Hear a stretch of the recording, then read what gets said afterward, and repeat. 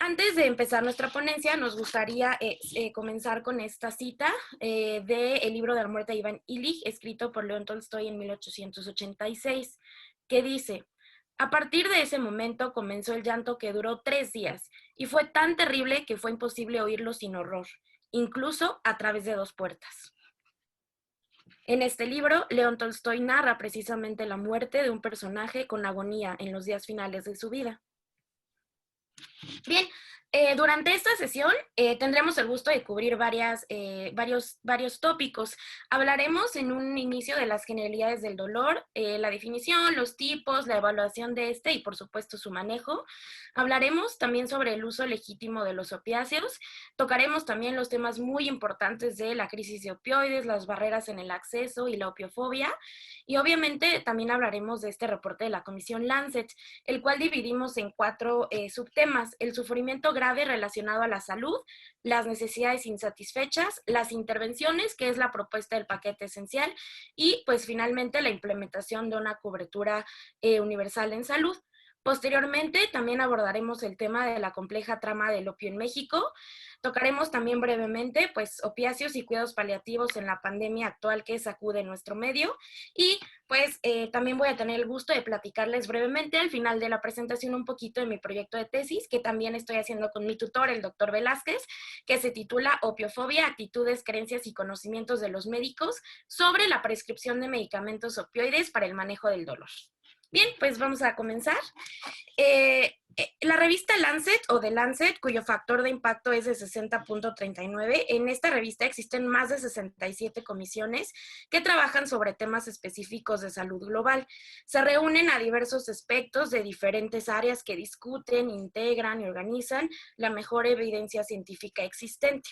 Esta es alguna foto de algunos representantes de la Comisión Lancet, que se creó con la finalidad de cerrar la brecha en el acceso a los cuidados paliativos y un alivio del dolor, un tema que es un imperativo para la cobertura universal en salud. Se fundó y se integró en 2014 y el reporte se publicó en el 2017, con una actualización al año siguiente, en el 2018. Es encabezada por la doctora Felicia Marie Knoll, a quien tenemos aquí en el centro.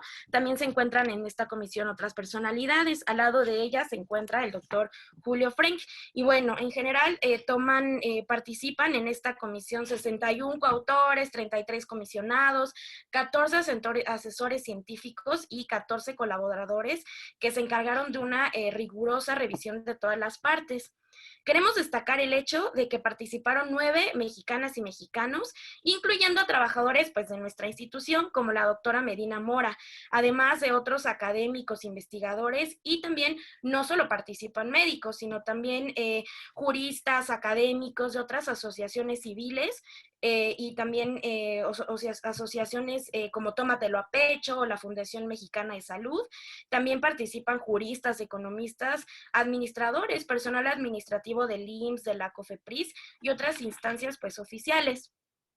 Queremos también destacar que en esta comisión México fue un país ancla para la realización del análisis cuantitativo. También, de hecho, aquí en México se realizaron en esta comisión estudios de caso y advocacy.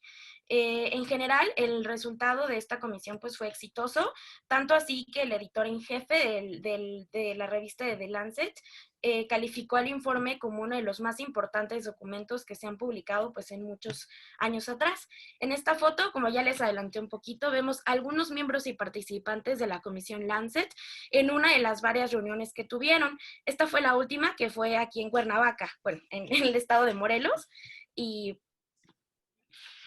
bueno, en esta fotografía vemos a una anciana mujer indígena tlapaneca de la comunidad de Mocimba, en el municipio de San Miguel Totolapan, en la Sierra de Guerrero.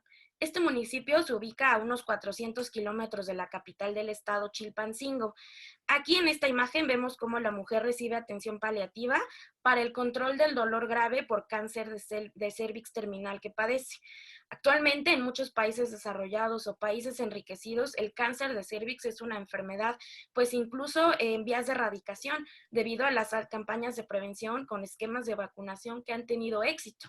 Obviamente, esta no es la realidad de México. Tenemos que mencionar, y por eso ponemos la foto de esta mujer, que en todo el estado de Guerrero existen únicamente 4 farmacias que tienen autorización para vender el uso de opioides para manejo del dolor. Esto no quiere decir que las farmacias tengan existencia, simplemente que en todo el estado de Guerrero están autorizadas. Pero, pues paradójicamente, en esta región de la Sierra de Guerrero, Michoacán, Tierra Caliente, son comunidades que son históricamente rezagadas, marginadas, en donde la mayoría de su población vive en condiciones de extrema pobreza, viviendo con precariedad, con riesgo, y el cultivo ilegal de la amapola es el sustento de muchas de estas comunidades. Entre estas comunidades viven y subsisten actualmente entre la amenaza de grupos criminales, por otro lado también por la persecución de fuerzas del Estado, a través de las constantes redadas del Ejército, de la Marina, y también son víctimas del estigma y de la discriminación que sufren los habitantes por parte de una sociedad como la nuestra, insensible e indolente ante esta compleja problemática del dolor. En esta imagen vemos a la doctora Felicia Marie Knoll, la del trajecito azul, y también a la doctora Silvia Allende, que es directora del Servicio de Cuidados Paliativos del INCAN, que acompañan a esta mujer en sus últimos días de vida, ya sin dolor. Bien, pues también queremos aprovechar para hablar un poquito de la principal autora de este reporte de la Comisión Lancet, la doctora Felicia Marie Knoll. Ella es originaria de la ciudad de Toronto. Ella, de hecho, es economista, ella no es médico, tiene un doctorado en la economía de salud por la Universidad de Harvard. Ella trabajó muchos años en países empobrecidos como Guatemala, Colombia. Ella estuvo viviendo aquí en México, se casó en México y sus hijos pues actualmente radican en México y son mexicanos. Queremos destacar 2 hechos en la vida personal de la doctora Felicia Marie Knoll, que él ha hecho una activa mujer y una activista en pro de los cuidados paliativos. Durante su infancia y adolescencia acompañó a su padre, quien fue sobreviviente del Holocausto. En su diagnóstico le diagnosticaron cáncer gástrico terminal. Y a pesar de que su papá vivía en un país altamente enriquecido como lo es Canadá, en un inicio de su tratamiento no tuvo acceso a cuidados paliativos ni morfina. Por el contrario, los médicos en ese entonces le prometían y le promovían también hacerle complejas cirugías y complejos procedimientos, nada más para postergar el sufrimiento de su papá. Afortunadamente, el papá de la doctora Felicia Knoll alcanzó a recibir cuidados paliativos ya en una etapa terminal, y pues la doctora fue y platica en varios de los textos que ella ha escrito, fue testigo de este cambio en el sufrimiento de su papá. También ella, la doctora Felicia Marie Knoll, mientras se encontraba aquí en México, a los 41 años recibió el diagnóstico de cáncer de mama. En un inicio ella, lo narra en uno de sus textos, dijo que no quería tratarse, ¿no? Dijo, pues no quiero ni quimioterapias ni nada, pero fue el hecho de entender que ella estaba en una situación privilegiada, que fue lo que la motivó pues, a tratarse, a resolver su situación y obviamente a convertirse en una activista de los cuidados paliativos. Ella recibió y estuvo durante todo su tratamiento aquí en México, en el INCAN, y también fue pues víctima y testigo de las condiciones precarias de salud que existen hoy en día para las personas que padecen dolor. También, bueno, como mencioné ya en varias ocasiones, la doctora es activista de los cuidados paliativos. Ella es fundadora del programa Tómatelo a Pecho. Actualmente es profesora de la Facultad de Medicina Leonard M. Miller y también directora del Instituto para Estudios Avanzados de Américas en la Universidad de Miami, donde vive actualmente. Y es la primera mujer economista y, en general, el primer economista que ingresa a la Academia Nacional de Medicina de México. Bien. La transición demográfica y epidemiológica se ha traducido en una alta incidencia de enfermedades crónicas y no comunicables, generalmente acompañadas de gran sufrimiento y dolor, el cual afecta la funcionalidad y la calidad de vida. Estas producen al menos el 70% de la mortalidad total, siendo la principal causa de muerte hoy en día, y sobre todo tras años de padecerlas. La definición de dolor, vigente desde 1979, apenas se actualizó este año, en el 2020, incluyendo la importancia de los aspectos psicológicos, afectivos y espirituales de toda la experiencia dolorosa, y estableciendo que ya no es necesario que el afectado sea capaz de verbalizar con claridad, Por increíble que parezca, hasta hace un año, la definición anterior daba pie a interpretar que los menores y ancianos u otros seres vivos no podían experimentar dolor. Por lo tanto, apelamos a la subjetividad de esta experiencia dolorosa. Existen varias clasificaciones del dolor. De manera general, podemos hablar de aquel que está o no relacionado con cáncer, y desde un punto de vista fisiopatológico podemos hablar también del dolor nociceptivo, neuropático o mixto. El dolor es un síntoma y su solo reporte es motivo de abordaje y manejo. Incluso el dolor con cáncer es al día de hoy considerado por la Organización Mundial de la Salud como una emergencia médica tratable. Es frecuente, sin embargo, este síntoma es frecuentemente ignorado e infratratado, por lo que su valoración adecuada y en forma estructurada a través de herramientas e instrumentos es necesaria. El reporte del paciente que a través de las ya mencionadas escalas, como las escalas gráficas verbales o la escala analógica verbal, es suficiente para iniciar un tratamiento. Para fines de esta sesión, nosotros nos vamos a centrar en la clasificación del dolor por su gravedad, no tanto por su localización o por su duración.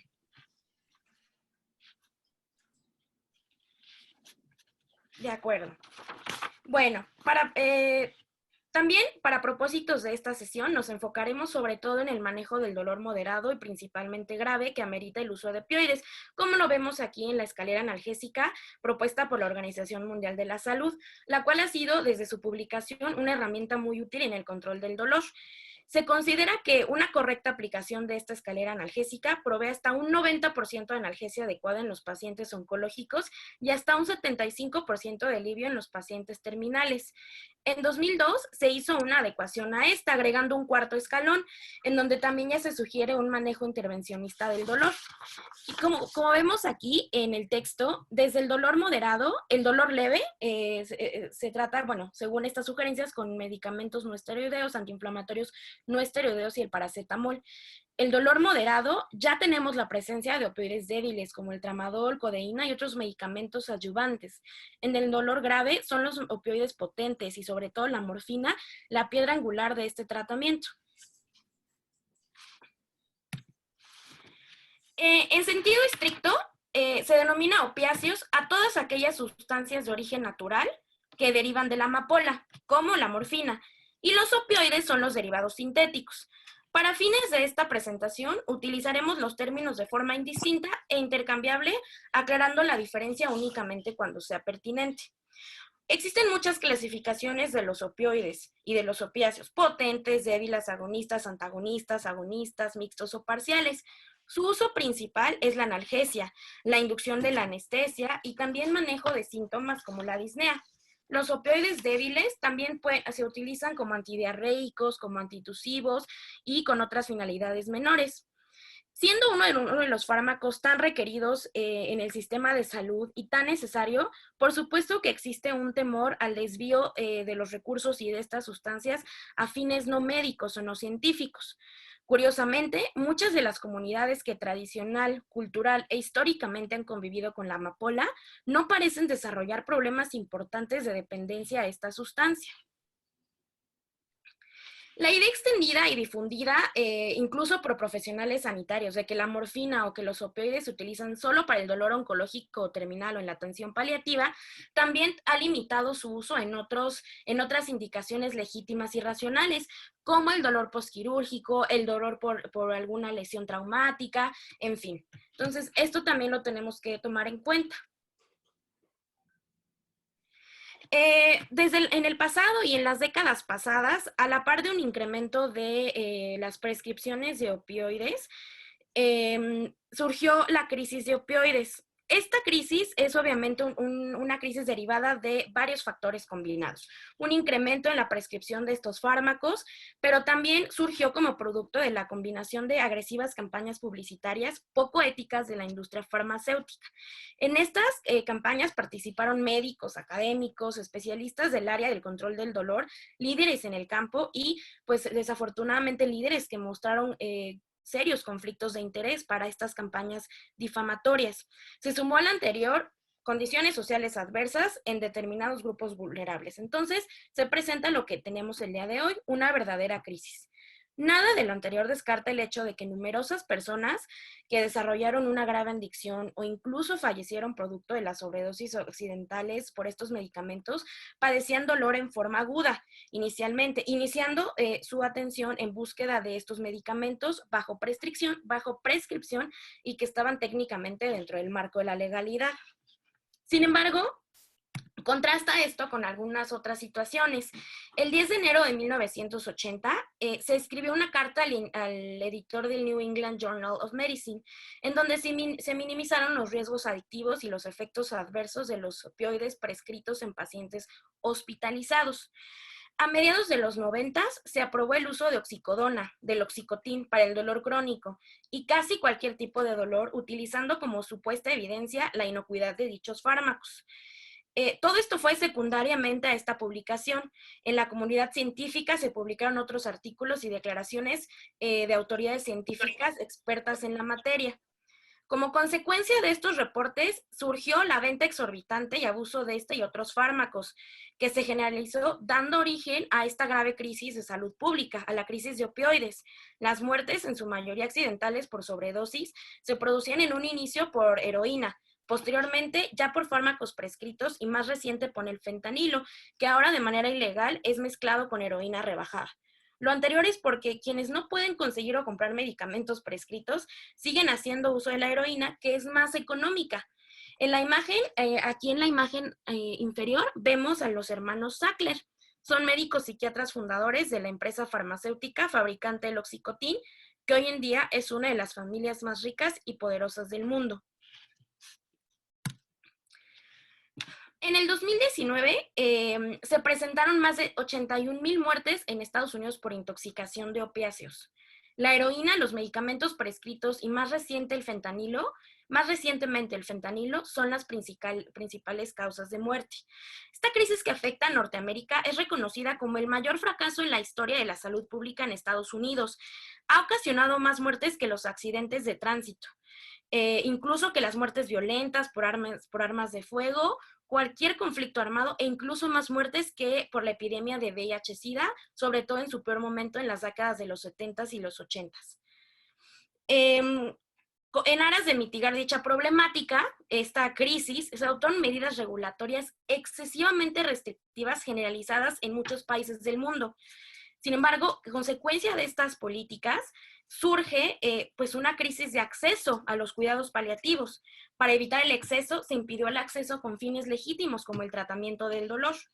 Aunada a esta crisis surgen otros fenómenos como la opiofobia. La opiofobia consiste en un conjunto de actitudes, creencias y conocimientos erróneos acerca del uso de opioides, sobre todo con fines médicos. Pero obviamente debido a esta grave crisis de venta y de distribución de opioides, pues se ocasionó que se ocultara o que se minimizara la crisis que el doctor Frank denominó crisis de sufrimiento. Una crisis de sufrimiento producto del dolor no debidamente tratado.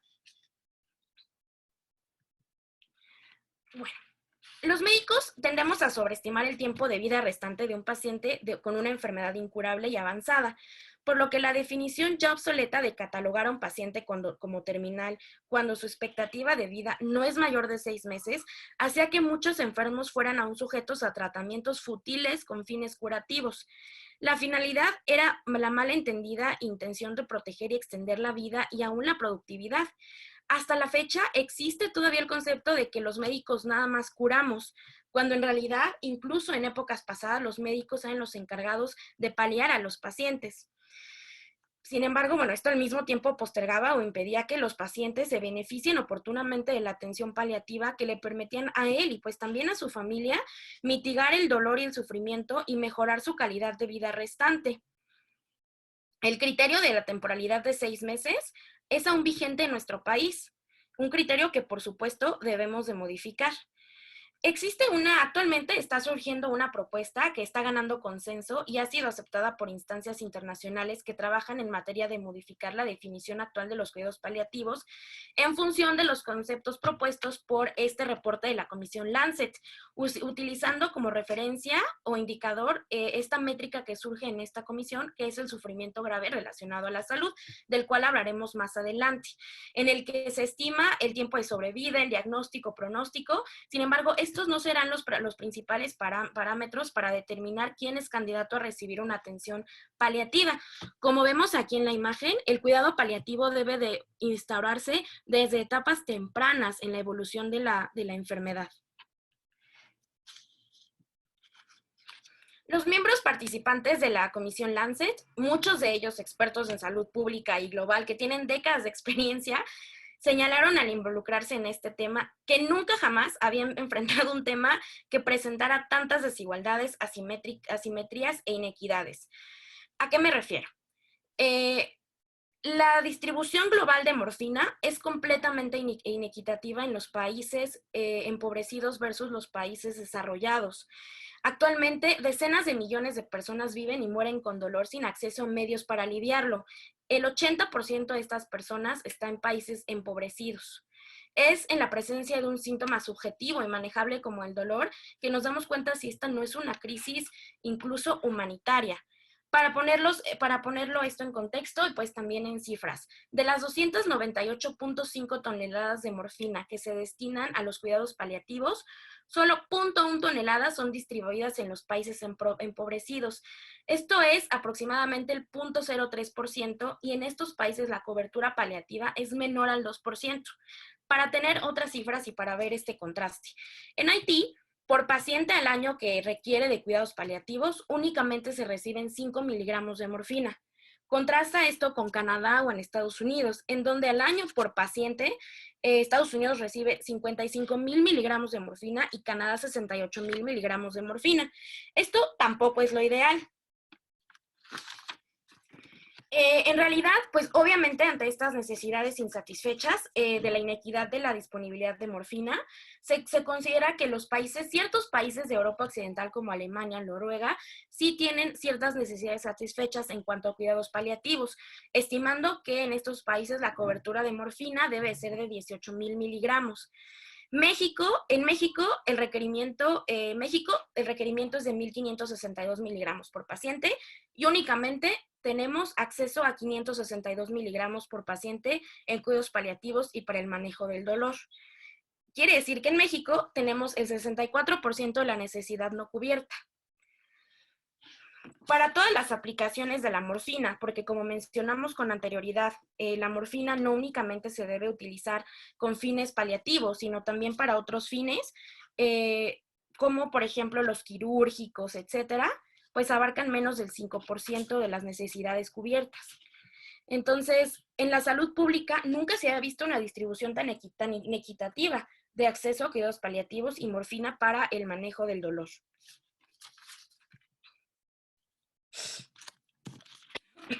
Bien, en este mapa, en el que se redibuja el mundo, el tamaño o la superficie de los países de manera proporcional a sus existencias de equivalentes en morfina destinada a la atención paliativa. No es un mapa normal. Vemos entonces cómo Canadá y Estados Unidos tienen más del 3,000% de sus necesidades cubiertas, mientras que en otros países como Haití, se cubren el 0.8 de sus necesidades. Afganistán, uno de los principales o el principal primer productor mundial de opio, las necesidades no se cubren a más de un 2%. Y como mencionamos anteriormente, en México únicamente se cubren el 36% de la disponibilidad de morfina para cuidados paliativos con paciente. La disponibilidad no tiene necesariamente que ver con el nivel de desarrollo de las naciones. En el reporte abundan ejemplos de países de ingresos medios o bajos con realidades socioeconómicas y culturales similares a la nuestra, que han logrado y han tenido éxito en cubrir sus necesidades, impidiendo el desvío a usos no médicos de estos fármacos. Estas son evidencias de mejores prácticas que, por supuesto, debemos emular. Situación contraria, obviamente, ha ocurrido en Norteamérica, donde se padece la ya mencionada crisis de opioides. Algo importante que agregar es el hecho de que la disponibilidad no es garantía de un acceso efectivo, como mencionábamos con anterioridad. De acuerdo. Ahora sí, surge esta métrica que mencionábamos anteriormente, que se llama el sufrimiento grave a la salud. La salud pública y sus métricas clásicas como la morbilidad y la mortalidad no reflejan ni cuantifican un fenómeno más insidioso, menos visible y a veces hasta normalizado como el sufrimiento asociado a la experiencia dolorosa. Es paradójico el hecho de que si bien vivimos ahora más años, muchos de estos últimos años de existencia no solo se acompañan de una enorme discapacidad, fenómeno ya descrito, sino también de una agonía, sufrimiento y dolor. Aún en los países desarrollados con sistemas robustos y coberturas universales de salud, los costos que representan la atención al final de la vida son cuantiosos. Y ni siquiera desde esta perspectiva meramente económica, el tema de atención al final de la vida termina de ser reconocido como un tema trascendental.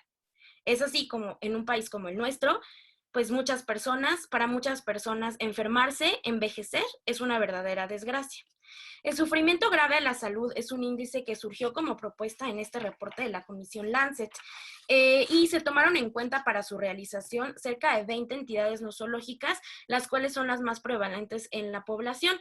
Destacan las lesiones, la aterosclerosis, el VIH, cáncer pulmonar, las enfermedades crónico-degenerativas, la falla renal, neoplasias, tuberculosis, demencia, enfermedades congénitas. Y también para este indicador en salud se tomaron 15 síntomas, 11 físicos y 4 psicológicos. Dentro de los psicológicos se encuentra la depresión, la ansiedad o preocupación, confusión, delirium y también demencia. Y dentro de los síntomas físicos destacan el dolor, la constipación, la disnea, la fatiga, la debilidad, náusea, vómito, diarrea, la serostomía, picazón, sangrado y también las heridas que se puedan llegar a instaurar. Este análisis también permitió cuantificar el número de días que las personas viven bajo estas condiciones de dolor. Y pues para que se asusten, aquí tenemos las muestras, aquí tenemos las cifras. Más de 25.5 millones de personas, es decir, el 45% de la población total de las muertes registradas en el 2015 experimentaron sufrimiento grave asociado a la salud. Actualmente, más de 35 millones de personas viven con este sufrimiento. En el mundo, más de 61.1 millones de personas con sufrimiento grave a la salud requieren de cuidados paliativos y no son candidatos más bien, sí son candidatos, pero no los reciben. Lo que se calcula en estimación de todas las personas en el mundo que hay 6 billones de días de sufrimiento. 80% de estos días de sufrimiento están en los países de escasos recursos. Bien, el final de la vida no solo se presenta en la vejez. Muchas enfermedades con un alto potencial curable no acceden, perdón,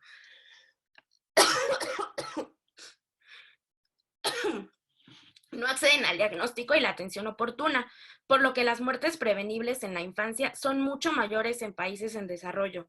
A las ya descritas graves inequidades, hay que agregar que estas aún se incrementan más en las etapas tempranas de la vida. Absurdamente, hay aún hoy en día profesionales médicos que sostienen que los niños pues no experimentan dolor y entonces los servicios de cuidados paliativos de estos en los niños son prácticamente inexistentes. Incluso pues hay algunos fármacos que no vienen en presentaciones pediátricas, por ejemplo, y las cifras pues nos hablan de otra situación.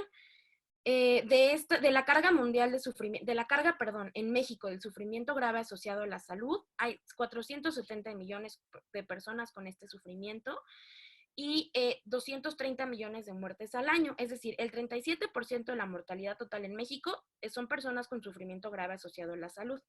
En el caso de los niños, el 42% de la mortalidad se presenta con dolor intenso y sin cuidados paliativos. Ahora, el 98% de todas las muertes de dolor en niños, es decir, con sufrimiento grave a la salud, se presenta en países empobrecidos y menos del 1% en países desarrollados. Bueno, a diferencia de la gran mayoría de la salud pública, y esto fue un logro de la Comisión Lancet, el problema aquí no es el dinero. Es decir, La barrera a opioides no es el acceso a los medicamentos. En esta comisión se dieron cuenta, evidentemente, que este acceso a los cuidados paliativos y a los medicamentos opiáceos para el manejo del dolor son francamente ignorados. Entonces, la propuesta y la meta es lograr un balance que asegure el acceso con fines médicos y legítimos sin incrementar el riesgo de desvío para fines no médicos.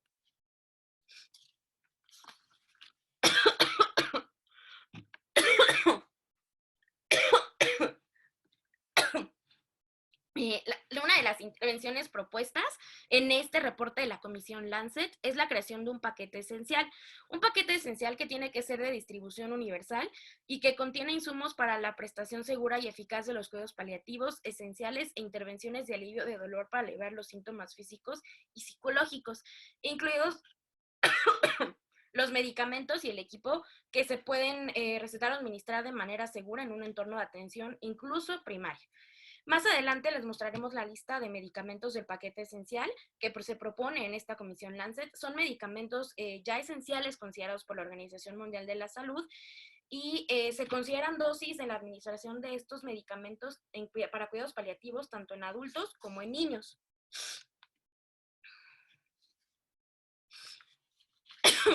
El paquete esencial está diseñado para tener el costo más bajo. Incluye formulaciones sin patente, incluye equipo necesario y modelo de personal y recursos humanitarios basados en competencias en lugar de profesiones. Los servicios de salud del paquete esencial deben garantizarse y complementarse con intervenciones para el alivio del sufrimiento social y espiritual, siempre con la intención y la finalidad de preservar la dignidad de los pacientes, facilitar el acceso a estas intervenciones y prevenir las dificultades financieras. Esta es la lista de medicamentos. Sí, bueno, esta es la lista de medicamentos que se propone en el artículo y en el Lancet. Podemos ver que existen medicamentos como la morfina, pero también existe la naloxona y varios psicofármacos como el haloperidol, varios incluso antidepresivos, etc. El diazepam. Dentro de recursos humanos, dentro de recursos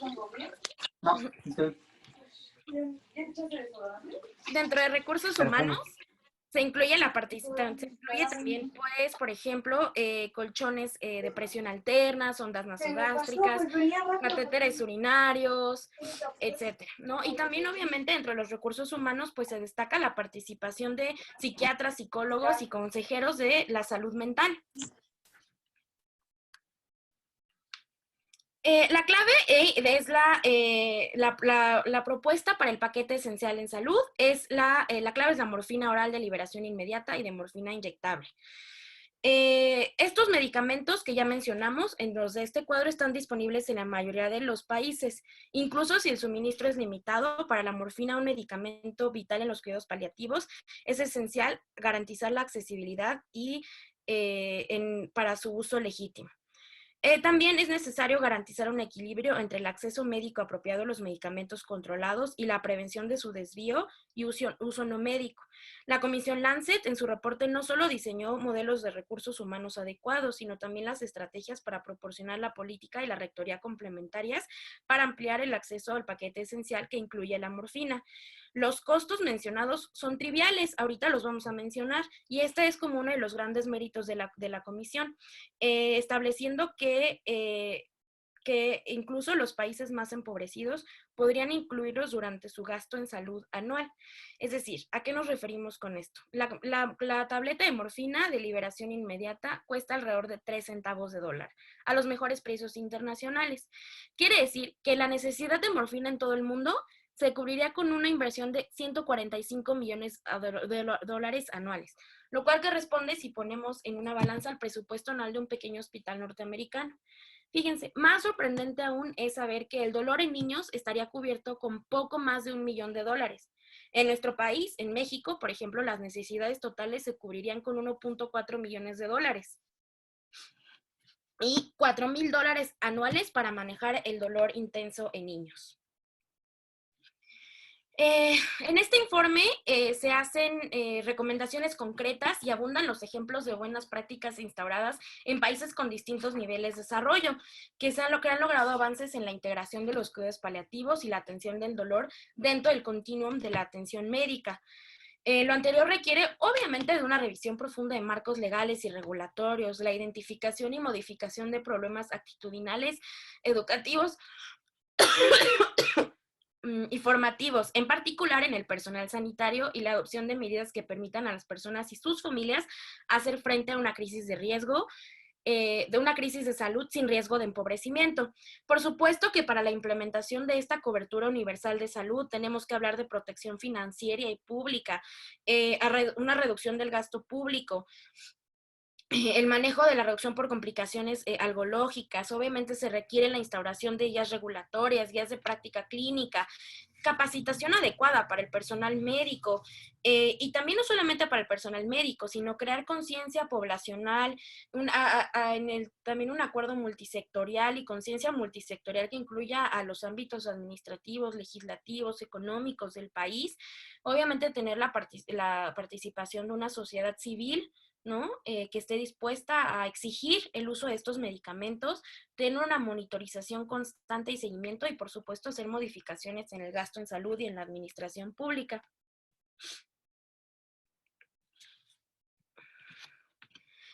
Ahora también hablaremos un poco de la situación en México. El consumo de opiáceos con fines no medicinales ha bajado, pero en los últimos años en México ha extendido, sobre todo en estados fronterizos. La heroína y su forma ilegal y su forma subrepticia, el fentanilo, representan el mayor problema con el riesgo de sobredosis y muertes. México actualmente es el segundo país productor de opio en el mundo, y por su cercanía en Estados Unidos representa el primer proveedor de sustancias para el mayor mercado, que son los consumidores de esto. Y el cultivo de la amapola está actualmente prohibido en México con fines medicinales.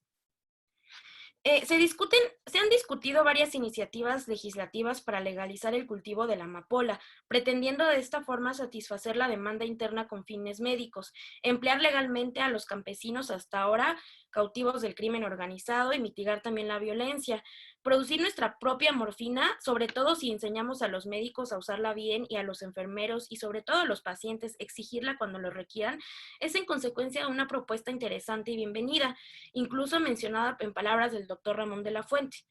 Cuidado, o sea, no tenemos que sobreestimarla. Hacerlo no es la panacea, pero sí vemos que es una necesidad actualmente en nuestra realidad.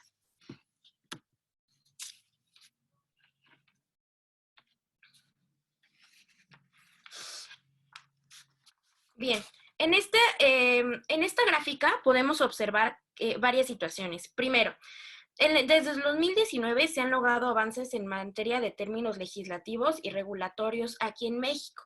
2013 fue un año parteaguas para la Organización Mundial de la Salud y varias instancias de los derechos humanos. Es decir, después de este año se publicaron reformas en la Ley General de la Salud, se publicó una guía de práctica clínica en cuidados paliativos, así como una norma oficial mexicana, para establecer e instaurar los cuidados paliativos como carácter obligatorio en el Estado mexicano. En 2015 se habilitó la plataforma para la expedición de recetarios electrónicos. Como es de suponerse y como vemos en estos gráficos, el 60% de las recetas son manejadas por anestesiólogos. Perdón.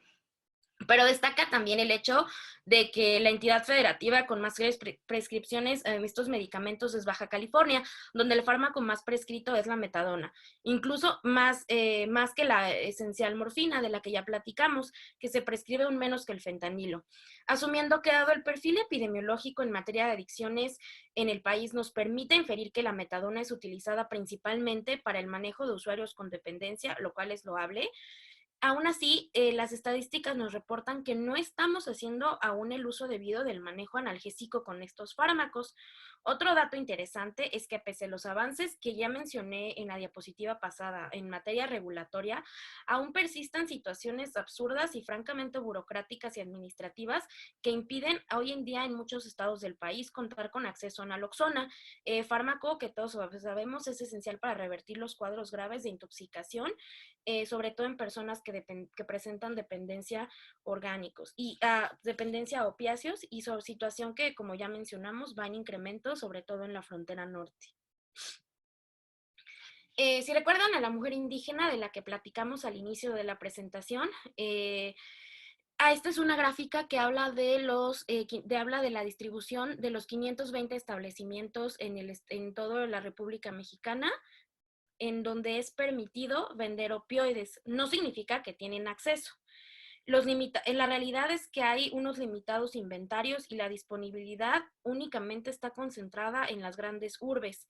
Y a veces ni siquiera en farmacias, sino en bodegas de la industria. En términos reales, no está al alcance de los pacientes.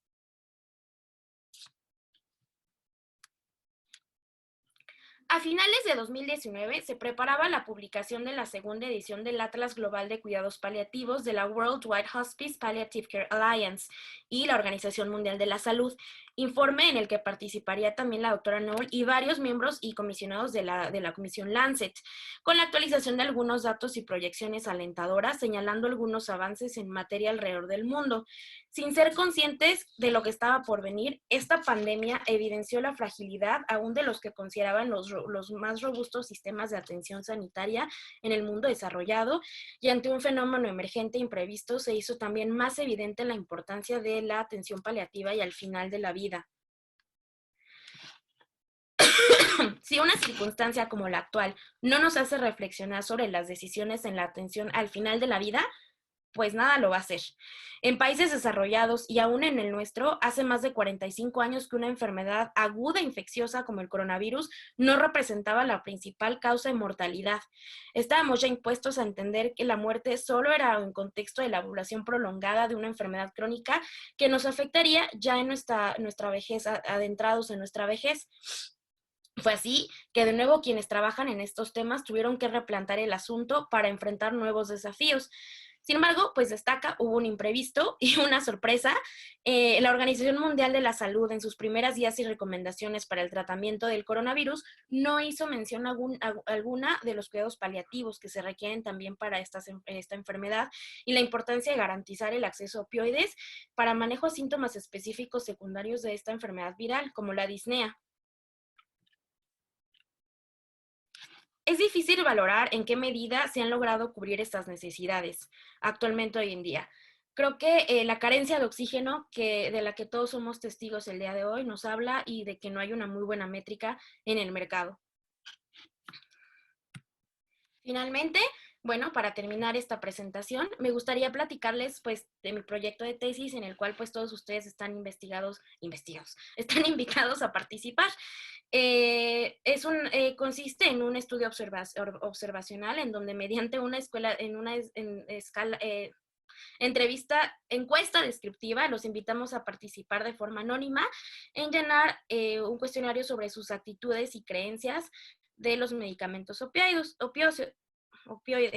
Nuestro objetivo es explorar las percepciones, las actitudes y las creencias de ustedes, los médicos y obviamente también los estudiantes de medicina en relación a sus opiniones para implementar estos medicamentos para el uso del dolor. Y pues muchas gracias a todos, espero.